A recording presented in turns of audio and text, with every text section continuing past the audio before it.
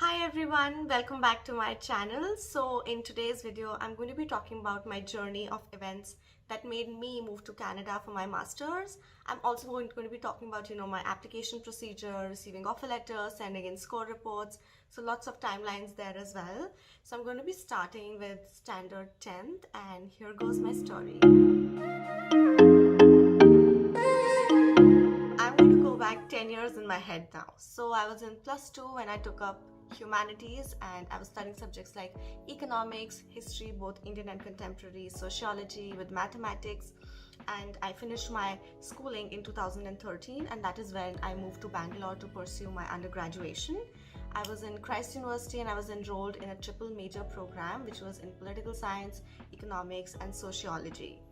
While I was pursuing my undergrad, I stumbled upon this organization called Make a Difference, also known as MAD. So the organization, worked for children in need of care and protection in shelter homes. So, I decided that, I should give it a shot and work as a fundraiser with them and, gain some experience. It was just volunteer work and I did. So I was working with them for a year and I met, some really amazing people out there, and I was introduced to some super interesting concepts that got me really passionate about them.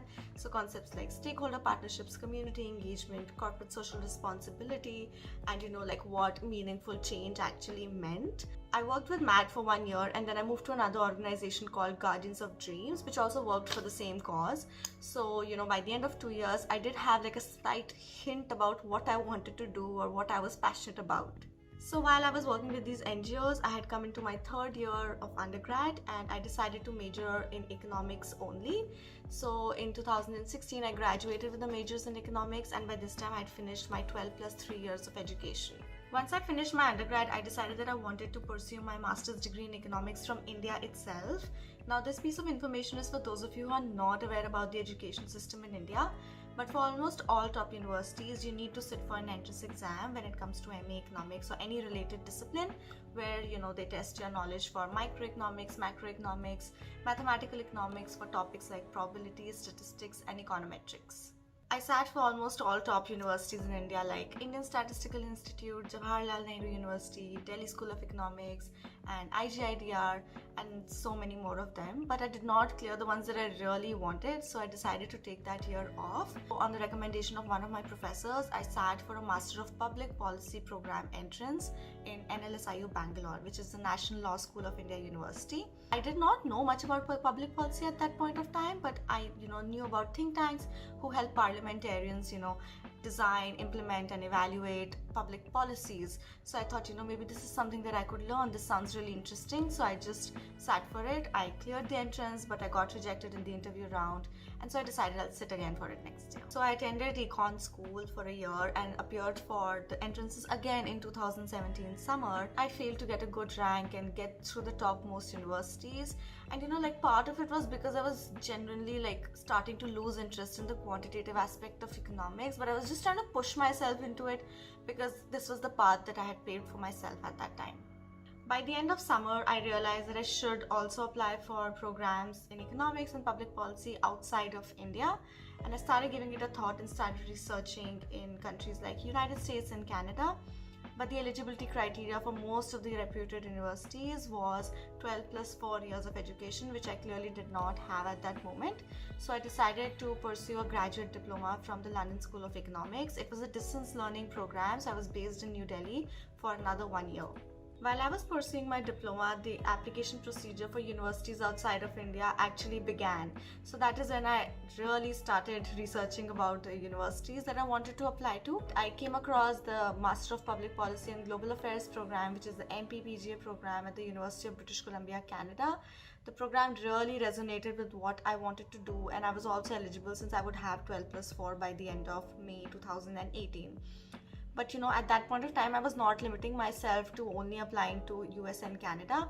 I was very flexible and I was pretty much applying to universities like all across the globe. So I applied to Sweden and France, Italy, Australia, New Zealand, and Singapore because I was open to relocating anywhere. I began with my application procedure, and for those of you who have applied outside will know how lengthy and taxing the entire procedure is. I'm going to talk about some aspects of a graduate application.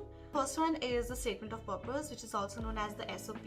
I started writing my SOP around mid-August, and it took me like a lot of time. It took me multiple edits to come up with the final version.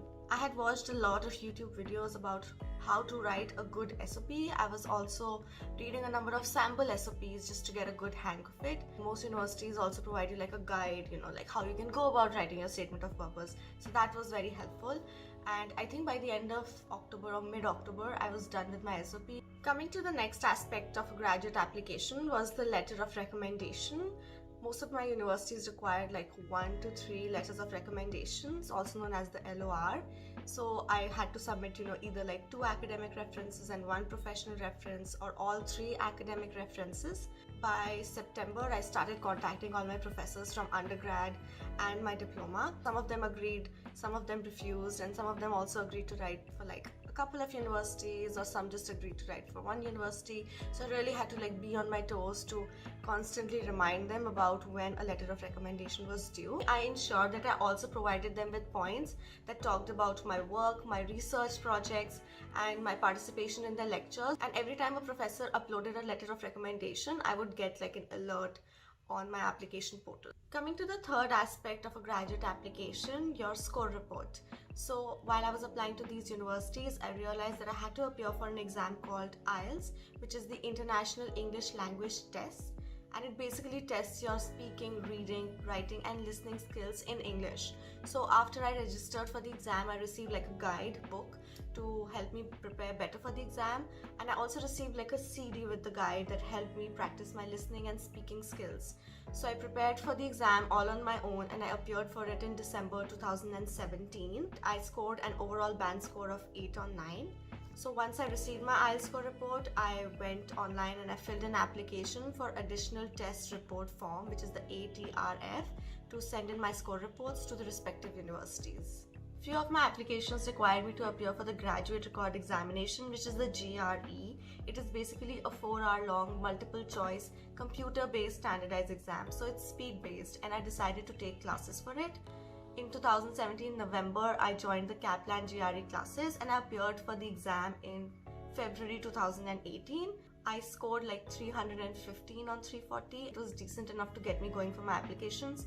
I could have sat for another trial at that time, but I was just very tired from the entire application process. So it's an expensive exam, so I just decided to go with that score. The next step was for me to provide my score reports to the respective universities. So by the end of February, I was kind of done with the entire application procedure, but it was not until the end of March that I started receiving my application decisions. So some of the top universities that I got through were the Australian National University, Tilburg University, Bocconi University, Pennsylvania State University, University of British Columbia, and Swanspo.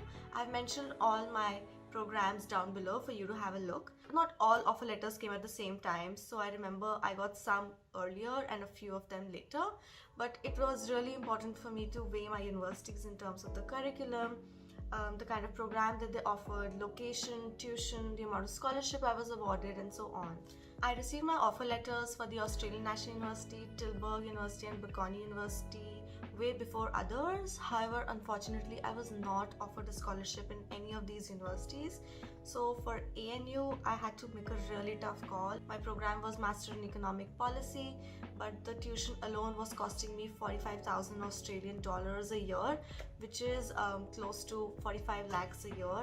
I did not want to pay so much tuition, so I decided to not accept the offer from ANU. Coming to Tilburg University, my program was called MC in Economics. It was also an interesting program, a little quantitative, but it did offer some interesting specializations like behavioral economics, sustainability, and public policy, but I just decided not to go for it because it was more quantitative and I was trying to run away from the quantitative aspect of economics for a very long time. I accepted my offer letter from Bocconi University for Master of Politics and Policy Analysis. The program basically attempted to understand like complex political, social and economic dynamics.